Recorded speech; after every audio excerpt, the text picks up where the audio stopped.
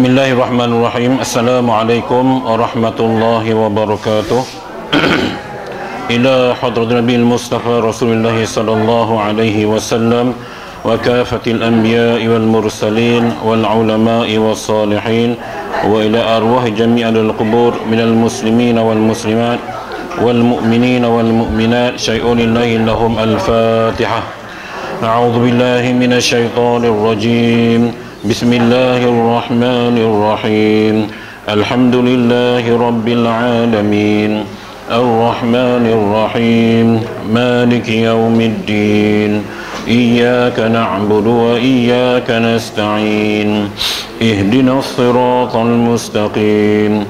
Siratal ladzina an'amta 'alaihim ghairil maghdubi 'alaihim waladdallin.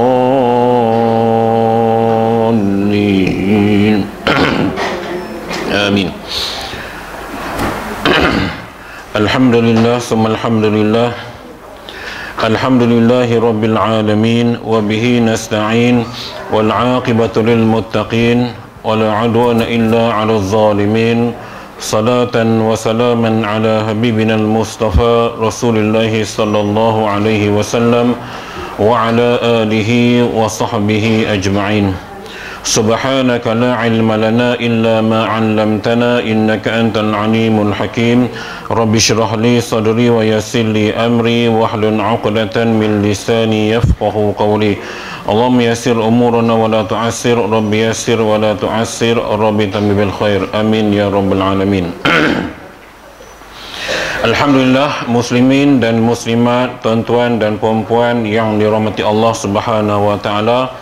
Marilah sama-sama kita merafakkan kesyukuran kehadirat Allah Subhanahu wa taala di atas segala limpahan rahmat, taufik, hidayah dan kepada kita pada hari ini, ya, sehingga kita dapat hadir. Tahniah dan syabas kepada tuan-tuan dan puan-puan yang dapat hadir ke majlis ilmu kita pada pagi ini, yang mana kita membaca kitab Mata'ul Badrain Majma'ul Bahrain. Jadi perbezaan pengajian kitab dengan ceramah ataupun kuliah-kuliah ke forum ke, dia memang berbezalah. Sebab bila kita tadah kitab memang mengaji ilmu betul. Dia tak kena kat lain dah. Penerangan pun memang dalam konteks apa yang kita belajar. Hanya sekali-sekala kita kena sikit-sikit, itu biasalah. Okey. Kalau ceramah ni tuan-tuan, kadang-kadang penceramah kupas isu tu sikit je isi, tapi dia punya huraian tu panjang lebar, berjela-jela. Jadi itu beza. Maka untuk menjadikan tuan-tuan dan puan-puan alim, ya, walaupun tak alim sangat tapi alim lah, jadi kaedah pengajian kitab adalah kaedah yang terbaik. Itu satu. Yang keduanya, pengajian kitab-kitab lama ni telah pupus ditelan di zaman.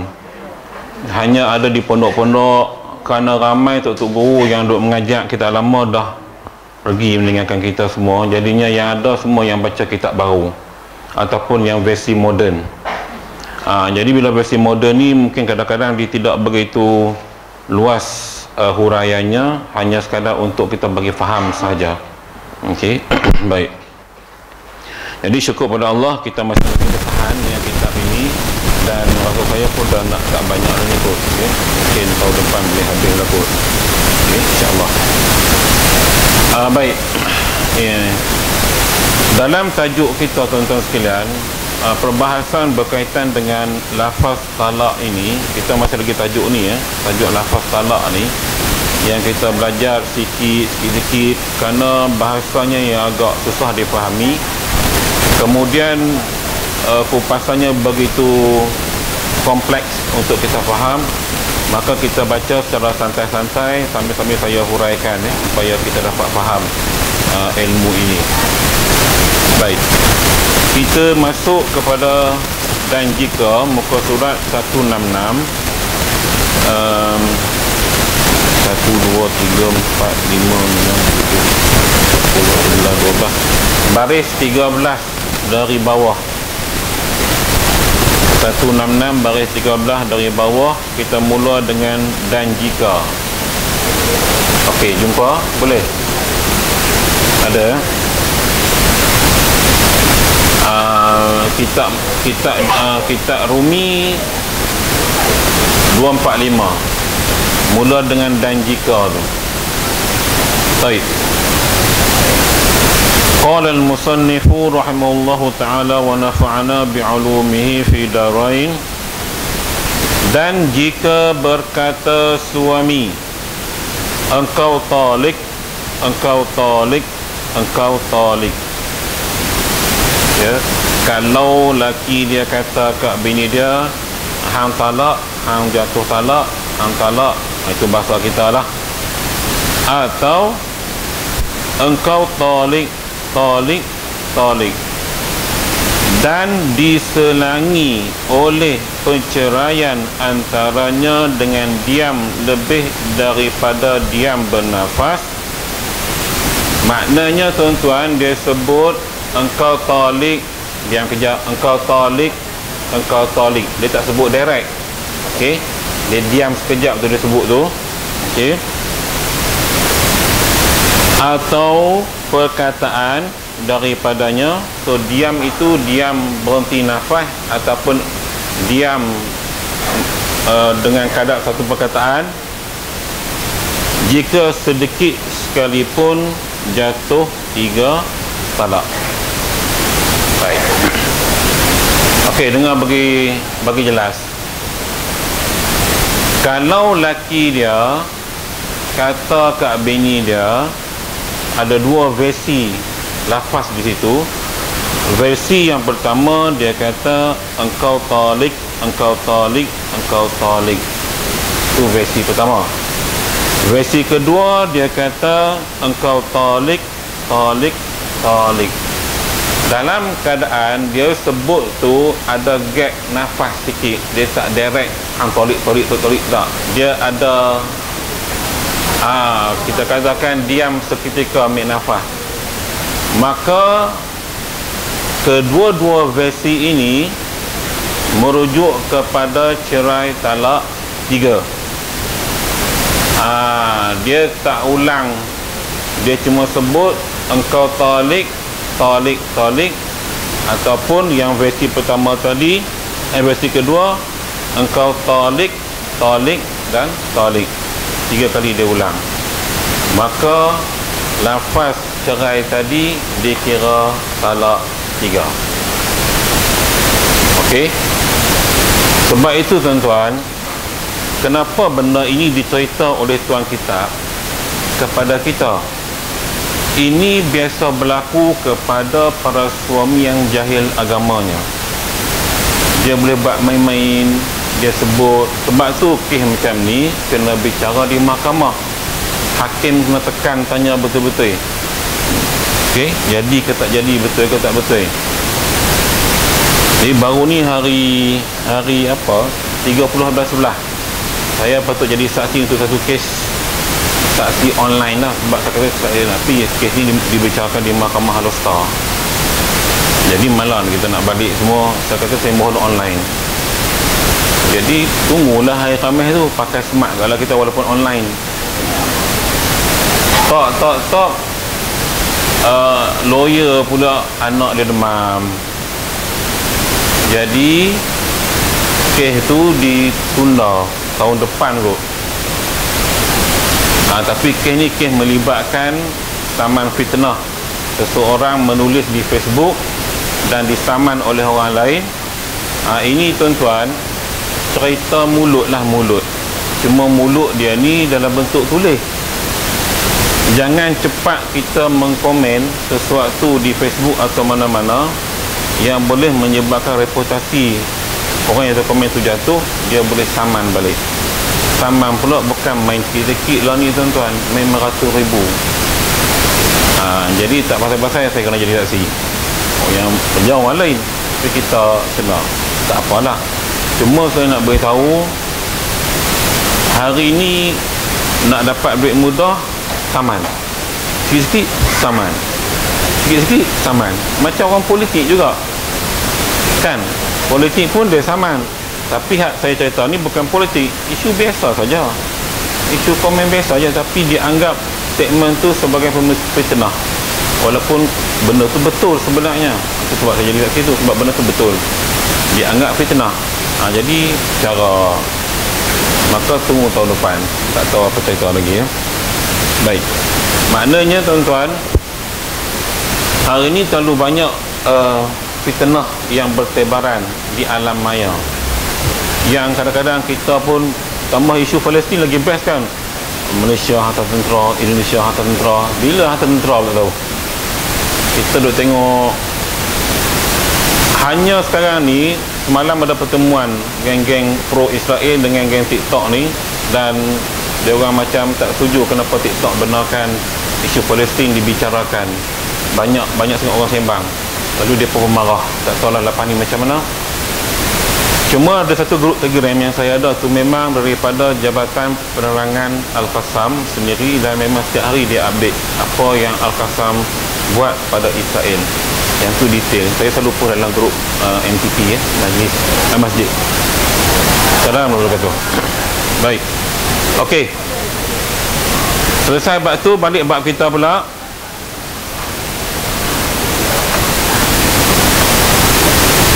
Dan jika tiada diselangi oleh perceraian, maka jika ia kosokkan takkid bagi yang pertamanya, jatuh satu talak jua. Baik, katakanlah tuan-tuan, perempuan, masa suami dia lapaskan cerai tadi, tak ada gap, hang tolik, ataupun engkau tolik, tak ada gap. Bila tak ada gap, dia kira kosok suami itu pada hak mana? Dia pegang hak pertama ke, hak kedua ke, hak ketiga ke?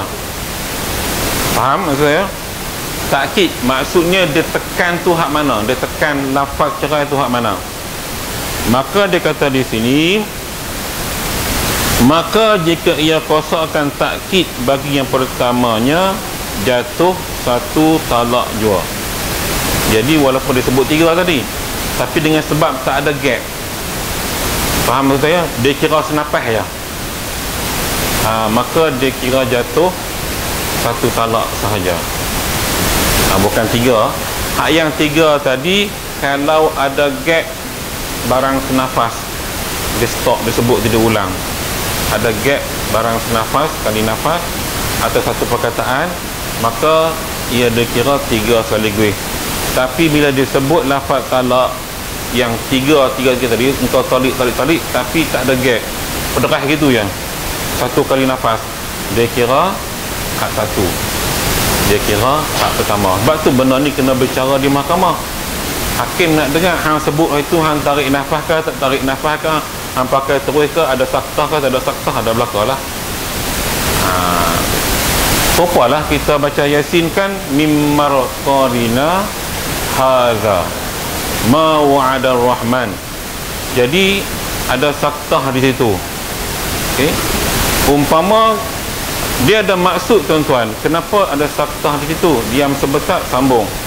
Dia cerita supaya kita cakap Melayu lah. Saya makan, ayat dia gini, saya makan roti Bengali di bawah rumah. Jadi saktah, saya makan roti Bengali bawah rumah. Nampak? Dia dua benda berbeza.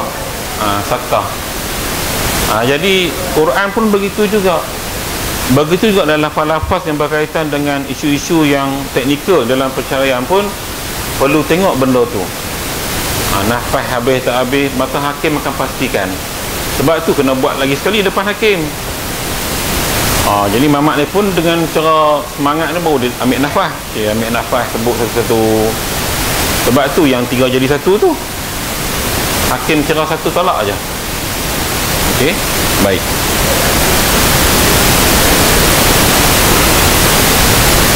Tarik balik boleh cara di mahkamah.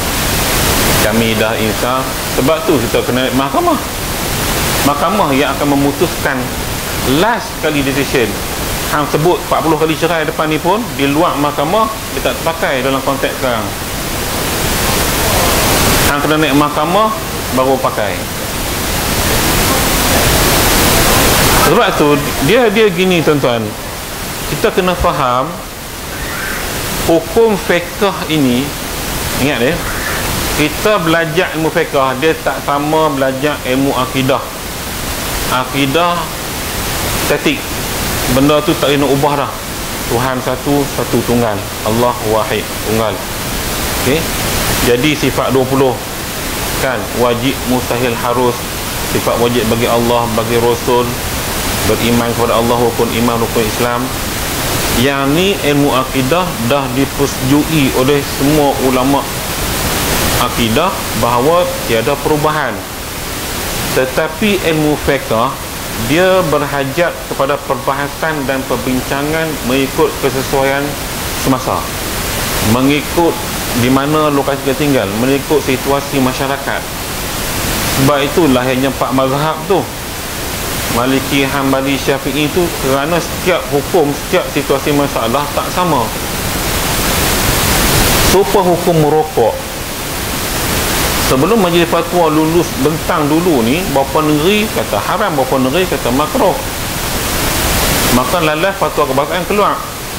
Cuma di Malaysia ni tuan-tuan, fatwa kebangsaan tak boleh dipakai dalam konteks negeri. Negeri dah fatwa negeri.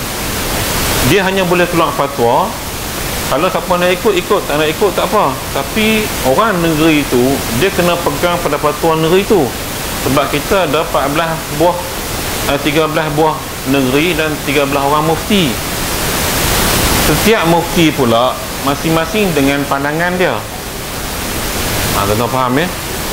Majoriti bila bincang dalam majlis fatwa, mungkin dia melihat kepada berapa persen yang menyokong, maka keluarlah fatwa tersebut. Walaupun mungkin seorang mufti tak setuju, dia ada pandangan dia. Sebab tu kalau kita lihat isu pernikahan Wan Ismail Golok dengan tu, kenapa dia kata dia suka pergi diperoleh? Dia kata diperoleh mudah, tak payah duk pegang tangan juru nikah, macam gitulah. Sebab amalan diperoleh mazhab Wahabi dia banyak benda yang dimudahkan di sudut tu. Orang nak kan, Kedah macam ni, Perak macam ni, Selangor macam ni. Maka kerana inilah menyebabkan sesuatu kes itu ambil masa, perlu dibicarakan di mahkamah. Kerana berlainan. Saya orang Kedah, saya duduk di Selangor, maka di sudut geografi saya orang Selangor lah, saya kena ikutlah fatwa Selangor. Tapi kalau saya nak ikut fatwa Kedah, ikut suka saya orang Kedah. Nampak ada perbezaan. Sebab tu tengah kes kena bicara di mahkamah. Macam bab perceraian juga tuan-tuan, dia kok mana pun dia tidak boleh selesai di luar mahkamah, mesti dalam mahkamah. Tuan-tuan tengok kes perceraian yang tok khabar dah lapor artis semua, dia kok mana dia pun buat kat luar ni, dah hakim duk hujah lawyer, dia mesti masuk mahkamah, keputusan rasmi mahkamah. Maka sebab itu kalau kita duk argue kat luar ni pun dia tak guna, kita cuma mengaji je lah supaya kita faham. Okey nah, adanya lawyer yang akan bicarakan. Sebab waktu kejadian mungkin dipengaruhi oleh emosi, kita tak tahu. Mungkin dipengaruhi oleh sifat mabuk, dia minum ke kita tak tahu, dia ambil dadah ke kan, kita tak tahu. Jadi waktu tu kita tak tahu adakah tengah berkelahi ke, mood tak elok ke apa benda. Banyak mungkin perempuan sedang period. Jadi banyak kes. Sebab tu dia nak putuskan, dia kena pastikan perempuan tu bersih, suci daripada period, baru boleh jatuhkan hukuman. Supaya 3 kali bersuci tu senang, sempurna. Ni yang kita kata agak sukar kes ni. Sebab tu jangan duk cerai tak tahu lah. Begitu. Baik. Dan jika katanya enti talikun wa talikun wa talikun, dia guna perkataan waw dan wawul atah, sah dikosakkan takkid yang keduanya dengan yang ketiganya. Tiada boleh takkid yang pertama dengan yang keduanya atau dengan yang ketiganya. Baik, kalau dia gunakan perkataan talik tapi dia ada letak huruf waw yang bermaksud dan, ataupun waw huruf ataf. Saya dah cerita minggu lepas, dalam bahasa Arab waw ini banyak makna. Ada waw maksud demi, wal asri demi masa, watin demi buah tin, wassamai demi langit. Itu waw makna demi. Biasa kedudukannya di awal kalimah atau di awal ayat. Tapi waw yang makna wawul ataf, huruf ataf, maksudnya huruf ataupun waw yang letakkan makna dan. Dan kata hubung lah, kalau dalam bahasa Malaysia kita kata hubung. Maka dalam konteks dan ini dia kata sah dikosokkan takkid yang kedua dengan yang ketiga. Tiada boleh takkid yang pertama. Apa makna takkid? Takkid maknanya dia menekankan. Dia nak press ucapan talak tu kat mana, hak yang pertama ke kedua, ketiga. Maka bila digunakan kalimah waw tadi, sah berlaku cerai tadi kalau dia nak takkidkan untuk yang kedua dan ketiga. Tidak boleh berlaku pada pertama sebab dia guna kata waw tu. Ni saya kata agak rumit. Waw makna dan, maknanya engkau talak dan engkau talak dan engkau talak. Dia guna dan tu. Dia tak sama hak pertama tadi. Engkau talak, talak, talak. Okey, beza kan? Dia guna dan pula. Agaknya dia ni cikgu bahasa menggali. Ataupun gila. Dia dua tu je. Duk main-main benda macam ni. Sebab tu tuan-tuan, bila kita tengok kitab ni kan, sekali tengok macam YOLO kan. Tapi bila tuan kitab tulis, ulama tulis, bermaksud masalah ni mungkin berlaku dalam masyarakat zaman dahulu kala. Waktu tu kita kata syariat Islam, ilmu Islam tak macam sekarang. Sekarang tuan-tuan, pengajian Islam boleh dikatakan ada pada semua universiti dah ada fakulti pengajian Islam. Ilmu tu dah bertambah, dah makin berkembang subur. Kalau tidak tuan-tuan, saya pergi dakwah orang asli di Broga tu, di rumah Tok Batin ni, kita sembang ni, anjing duk main, dia pakai seluar pendek ya. Seluar pendek, baju tak pakai. Mengucap apa semua okey. Mayang tu kadang-kadang gitu lah, bila tanya kali kadang dia gitu lah. Jadi saya nak cerita tuan-tuan, zaman waktu kami buat dakwah dulu, kita tak boleh kata mereka ni bodoh tau, sebab mereka baru nak kenal Islam. Tapi pendekatan dia berbeza. Waktu saya dengan Islamic Outreach Abim dulu, kami berdakwah dengan orang Cina, ajak buat kelas ni, geng-geng mu'alaf yang baru nak kenal Islam, tak kenal lagi pun, tak mengucap lagi pun. Kelas lagu ni lah, semua orang tua. Jadi kami ajak cara nak berwuduk. Jadi penerangan tuan-tuan, penerangan tu saya ingat sejam saja cara wuduk, nak bagi mereka faham betul-betul ayat basuh tangan sampai ke macam mana tangan nak kena bagi basuh, tunjuk cara tu dan pastikan mereka buat betul. Yang tangan okey, senang tuan-tuan. Yang pomok pun senang. Yang masuk air dalam hidung tu tak pernah erti sikit, sebab dia kena sedut dan hembus. Sedut dan hembus. Itu yang tuan-tuan dah jadi resedung, sebab jenis tak sapu, tak basuh hidung. Atau kadang-kadang pakai buat lagu tu je. Dia kaedah yang Islam ajar, sedut, hembus, buang habis segala toksik-toksik ataupun habuk-habuk yang melekat di lubang hidung. Jadi yang duk jadi sainus apa semua tu, mungkin bila berwuduk dia tinggalkan yang hidung ni. Rugilah tuan-tuan, semua ada hikmah. Okey, bila bab muka ni cukup payah nak ajak. Kerana satu lafaz niat lah, tak apalah niat dalam hati lah. Cuma kita nak ajak sapu ni, keseluruhan anggota ni. Jadi sapu yang pertama tu, bagi dia kok ni boleh, kok ni boleh, sapu muka. Sebab dia faham term asal sapu muka, membasuh muka. Betul tak ayat kita kan? Membasuh muka.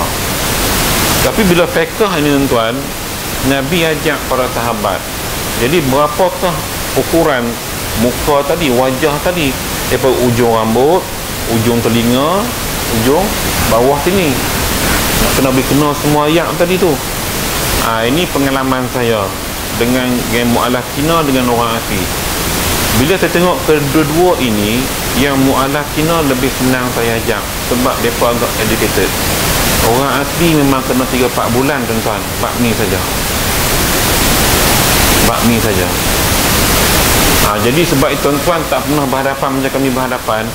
Dah senang je. Memanglah kita senanglah kita. Tuan-tuan pi sekali.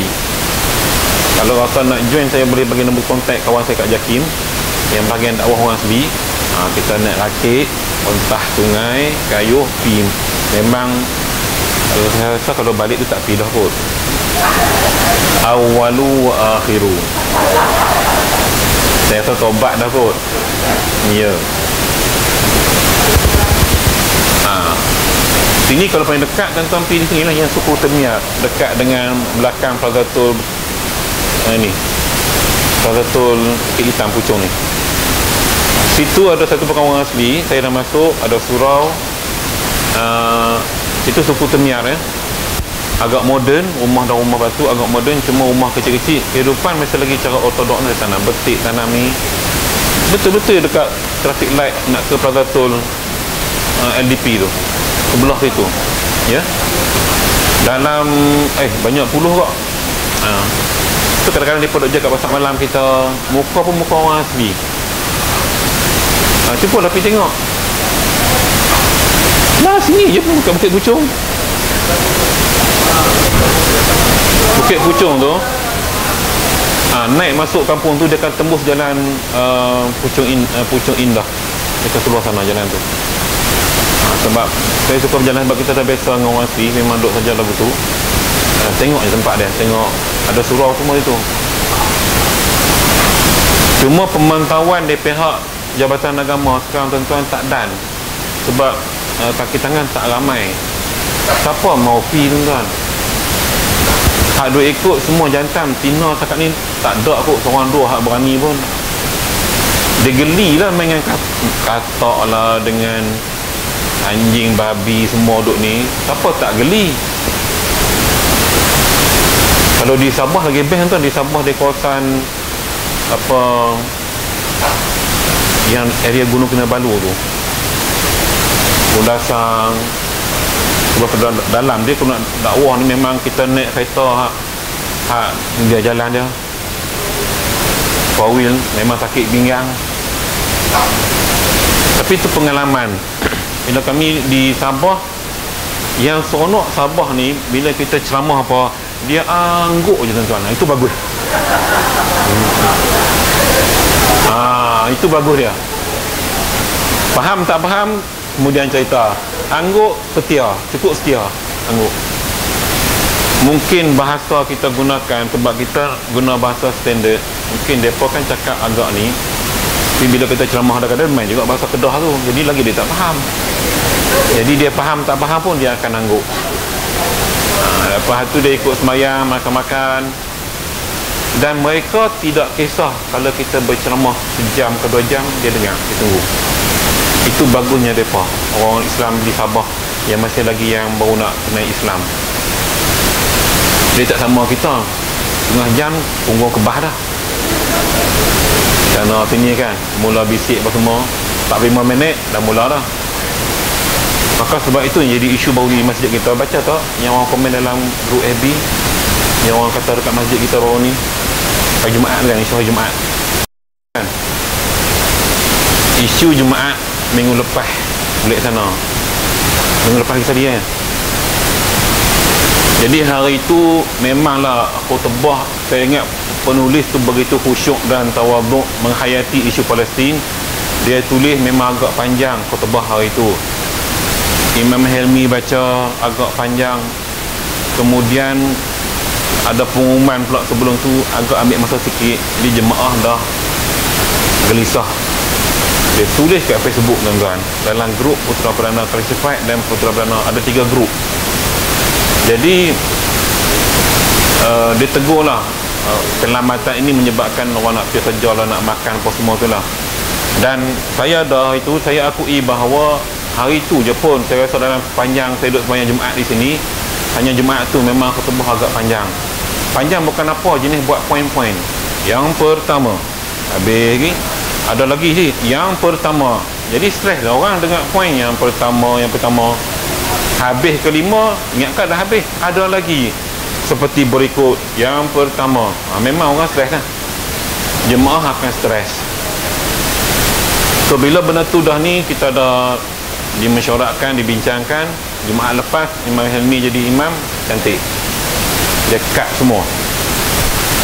Jadi sebenarnya begini, mungkin kadang-kadang imam terlepas pandang. Biasanya sebelum kita baca khutbah, kita ada tag disediakan. Kami di Jakin dulu waktu kita buat khusus latihan imam dan khatib, biasa kita pesan para imam tengok tag khutbah, kalau rasa panjang sangat, cut, potong. Cuma di Selangor ni yang agak menyampah tu, khutbah kedua tu doa tu panjang benar. Dia agak panjang lah doa tu, untuk tukar dia agak panjang di situ kan. Tambahkan doa Palestin. Jadi benda tu menyebabkan jemaah yang nak bergerak ni agak ni lah. Kemudian wirid lepas solat Jumaat pun satu hal juga. Kalau boleh tak payah duk wirid panjang-panjang, just doa selesai. Orang ni nak wirid dah, kesian yang nak kerja apa semua kan. So benda gitu mungkin imam kena mainkan peranan lah. Okay, tak ni nak ikut semua sekali sama gitu. Baik, balik sini.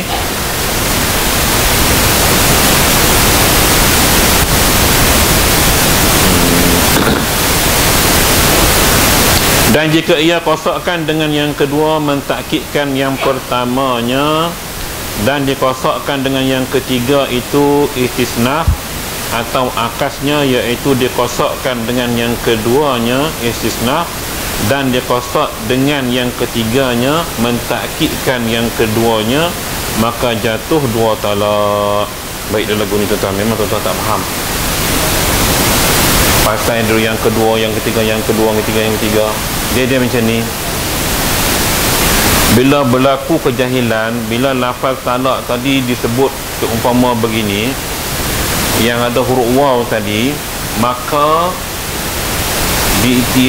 dilihat kepada si penutur lafaz tadi, hang nak tekan hak mana satu. Hang niat nak cerai bini hang tu hak mana satu, hak yang kedua ke hak yang ketiga, dia kira lagu tu. Jadi kalau keadaan tak menentu, dia akan ikut satu dulu, kemudian dituruti kedua, kemudian dituruti ketiga. Lagu tu senang faham, maksudnya penekanan tu. Maka sebab itulah kes yang macam ni perlu dibicarakan di mahkamah. Hakim nak dengar lagi sekali sebut. Sebab itu lafaz cerai mudah yang cerai biasa, tak payah duk waw atah berbagai. Sebab ini cerita orang Arab, dia ada, itulah bahasa Arab ni, dia ada penggunaan huruf-huruf ni. Melayu kita senang kan, cerai lah, selesai, tak ada masalah kan. Kalau tak sebut talak, dia kira talak satu. Ini mahkamah Malaysia, senang. Okay? Kecuali lah kalau dia niat lain 3 ke 2, itu teknikal lah. Tapi nak ceritanya, takkid, menekankan yang mana itu bergantung kepada qasad, niat orang yang suami yang menceraikan tadi, tetapi perlu disahkan di mahkamah. Itu maksudnya. Baik. Dan jika katanya anti tolik, saya ulang balik Saya ulang balik tadi ya.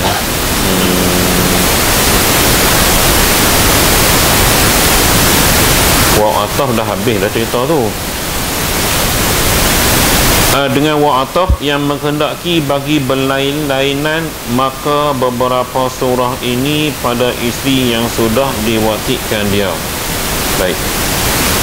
Haduk cerita pasal cerai, engkau talik tadi, ataupun engkau talik wa talik, itu semua benda lah tu. Yang ni untuk isteri yang telah disetubuhi. Kalau tak setubuhi, sebab dia tak ada edah. Kalau tak setubuh ni, dia tak ada edah tuan-tuan, dia kira talak bain lah. Kira hang cerai dia, hang nak nikah balik, hang kena akad nikah baru. Sebab isteri yang diceraikan sebelum disetubuhi tidak ada edah. Cerai ini esok nikah orang lain, no problem. kalau belum disetubui. Itu maksud di sini.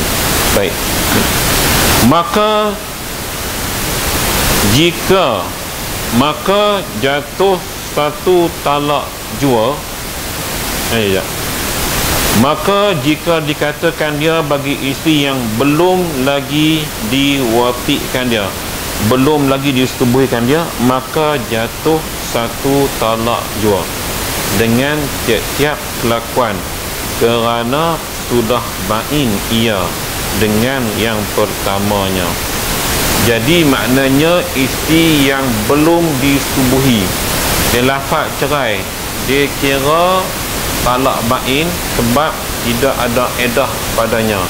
Dia sebut talak lagu mana pun, automatically jatuh talak tadi, talak bain. Maknanya hang tak boleh rujuk. Hang kalau nak nikah, hang kena akad nikah baru kalau isteri tu belum disetubuhi. Jangan berlaku lah.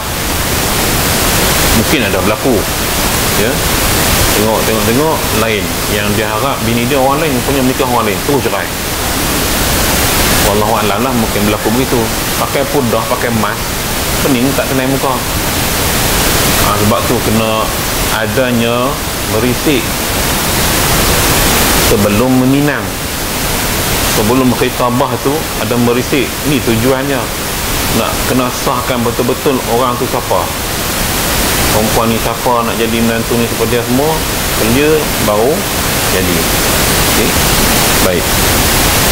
Dan jika dikatanya bagi isteri yang sudah diwatikan dia atau yang belum lagi diwatikan dia, jika engkau masuk akan kampung itu, maka engkau talik wa talik, maka masuk ia, jatuh dua talak. Ingat, ini taklik lah, cerai taklik. Cerai dengan sebab ada condition. Jika hang masuk kampung tu, dia kata kat bini dia, sama ada bini dia ni dah disetubuhi ataupun tidak, hang masuk kampung tu, hang cerai, dia sebut dua kali, talik wa talik, sebut dua kali. Maka kitab kata di sini jatuh dua talak kalaulah bini tadi pergi masuk kampung tu. Jadi ni tak ada kerja punya taklik lah, pahal pula masuk kampung jatuh talak. Apa masalah kampung tu? Mungkin tuan kitab ni buat tamsilan ataupun perumpamaan. Jadi kias dengan zaman hari ni lah, masuk awal mall jatuh talak, contoh, ya, maknanya kita kiaskanlah dengan kita sekarang. Takkan kita masuk kampung lah, tak ada kampung dah, kampung jauh lah, semua taman. Masuk Aman Putra jatuh talak, contoh. Jadi gamaknya mungkin suami ni geram bekas pakwa bini dia duduk Aman Putra. Okey, kan nikah dengan dia duduk kluster 7, dia duduk geram ni, takut-takut bini aku duduk pergi jumpa pakwa dia. Dia keluarkan taklik. Hampir masuk Aman Putra, jatuh talak. Dia tahu pasal bekas pakwa bini duduk situ. Contoh-contoh. Maka bila bini dia pergi, jatuh. Dikira cerai taklik. Dia tak perlu gantung sebab Aman Putra ada apa ke, ada kafe ke, ada apa, dia tak kira tentu. Dia kira masuk Aman Putra. Dia nak apa ni kawan tu? Okey. Maknanya susah juga, ya, sebab kalau kenuri, kita sembang dalam konteks biasa, kata kalau kenuri tak kejam bini dia nak pergi kenuri, orang panggil kenuri, kawan-kawan ramai laki dah dapat taklik macam ni, maka kena mohon izin balik. Maknanya kena mohon izin balik nak pergi kenuri, bukan nak pergi mana-mana, tak pergi kenuri ya. Tapi ni saya kata suami bengong lah kalau lagu ni kan. Faham pula yang sudah tu sudah dah, sudah selesai lepas. Tak semua orang yang Allah jodohkan bercinta dengan orang ini, berkahwin dengan orang ini, tak semua. bercinta erat dengan orang ni, kahwin dengan orang lain, tu biasa. Sebab tu jodoh Allah tentukan. Maka Sayyidina Ali kata, cintailah orang yang engkau cintai itu sekadarnya sahaja, kelak nanti engkau akan membencinya. Sayyidina Ali dah pesan kat kita kata-kata hikmah dia. Dia cinta mutlak hanya pada Allah, tu je. Kena pegang elok yang tu. Okey, jangan jadi Laila Majnun. Memang Majnun betul, gila habis. Baik,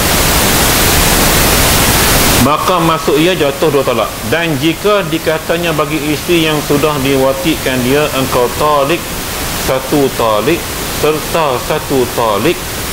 Ingat dia guna perkataan serta. Dia kata kat bini dia dah pernah tidur bersama, dia kata engkau talik 1 talik, 1 talak lah, serta 1 talak, atau 1 talak sertanya 1 talak. Ini atau hanya yang kira, kalau kira jumlah 4 lah tu, dia 2-2 lah, tapi dia buat contoh. Dia kata apa? Jatuh 2 talak. Dia kira 2 lah. Sama ada dia sebut tadi engkau talak 1 talak serta 1 talak, atau 1 talak sertanya 1 talak, maka dikira jatuh 2 talak. Ini kerja bingung juga lah. Pasal duk sebut pelik-pelik. Sebut bagi elok kan senang. Cerai 2 talak kan senang. Talak 2. Duk buat ayat serta dan penin. Tapi ini term daripada kitab Arab, tuan-tuan. Kitab Arab. Mungkin masyarakat Arab dia ada bahasa dia, jadi dia gunakan bahasa yang macam tu. Mungkin bininya seorang sastrawan, dia guna bahasa ni. Nek pening bini pun dalam mahkamah. Okey. Baik. Demikian lagi pada isteri yang belum lagi diwatikan dia, kerana jatuh 2 talak itu beserta keduanya. Dan jika dikatanya enti talikun talqatan, nah ambil kau lagi pening, enti talikun talqatan qabla talqatin,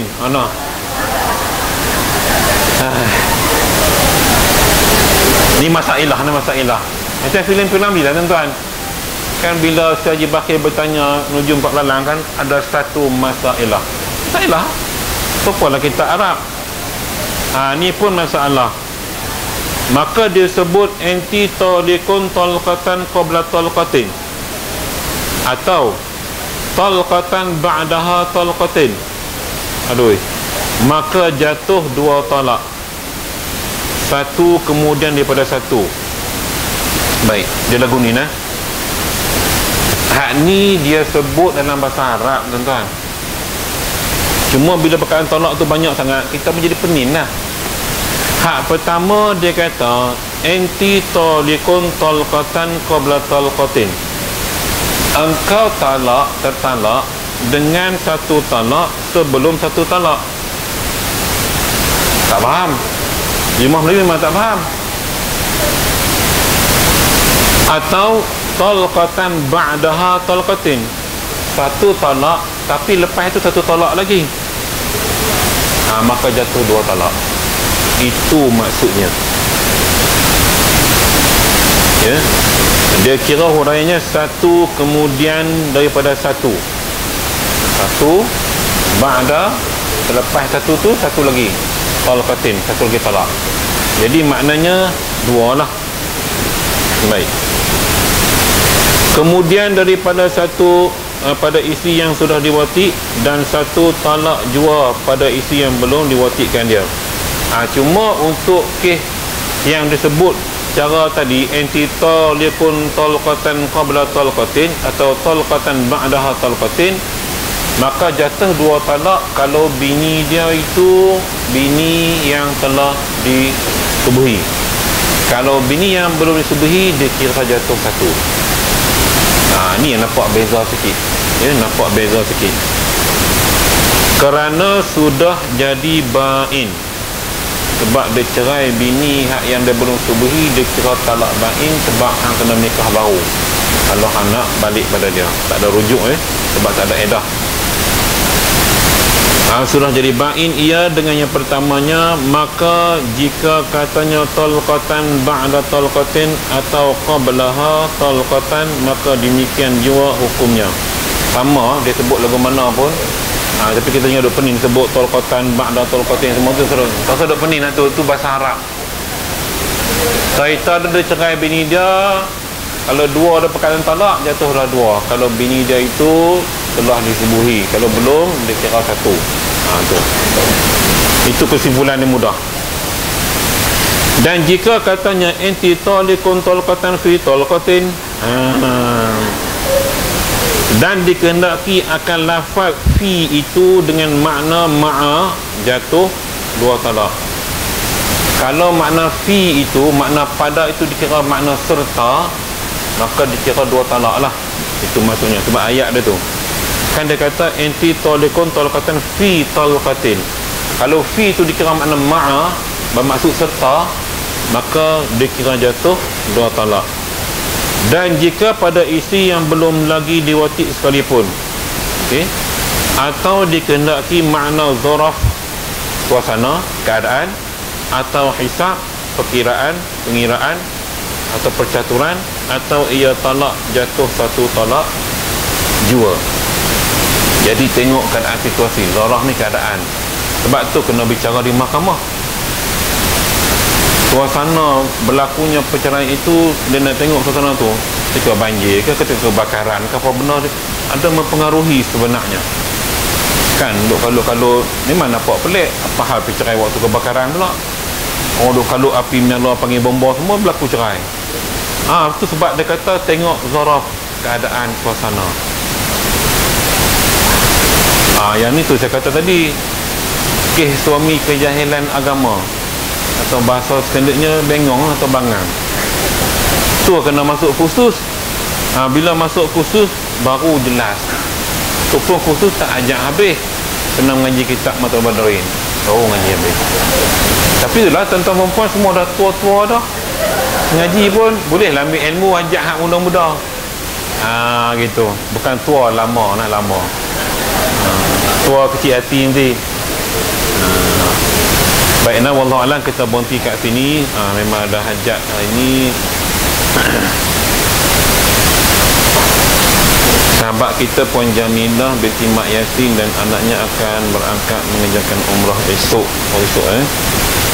InsyaAllah mohon kita doakan doa selamat lepas dan agak selesai. Ada dua doa selamat. Satu untuk Puan Nurani kita yang sambut birthday baru ni, kita punya usaha. Dan yang kedua untuk Puan Jamilah dan anaknya yang akan mengerjakan ibadah umrah esok. Yang mudah-mudahan selamat pergi, selamat balik dan mendapat umrah yang mabrur insya-Allah.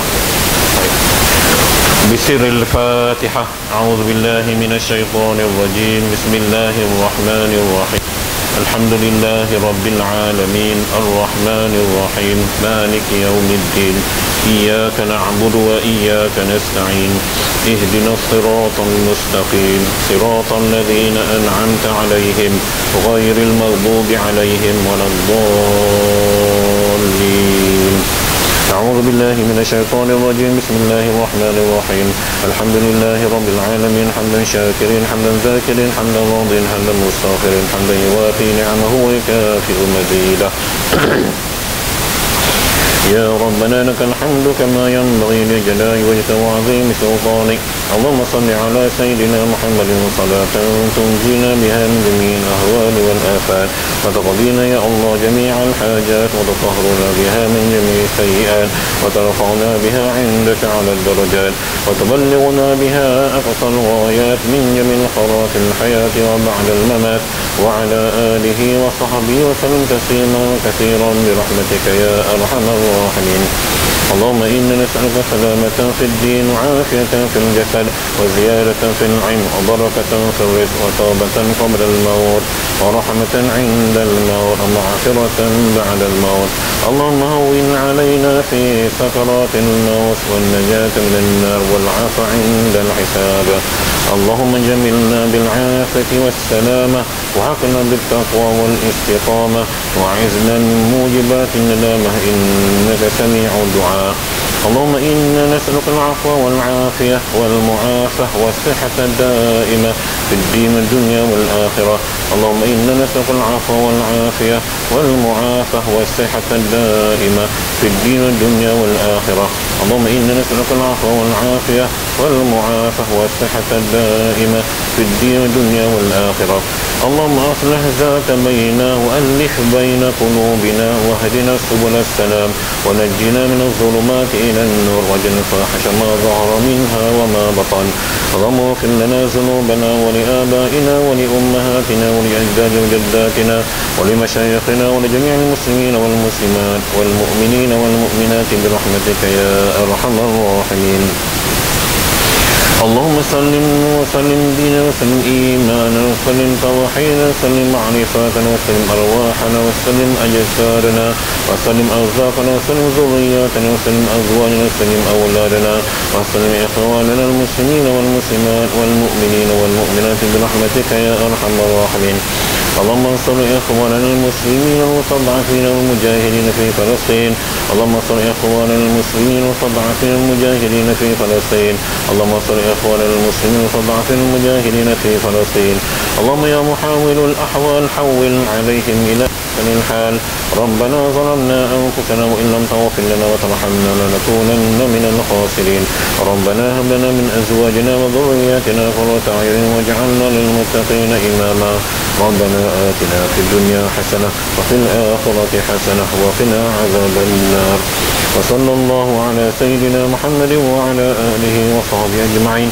سبحان ربك رب العزة عما يصفون وسلام على المرسلين والحمد لله رب العالمين. تقبل الله منكم.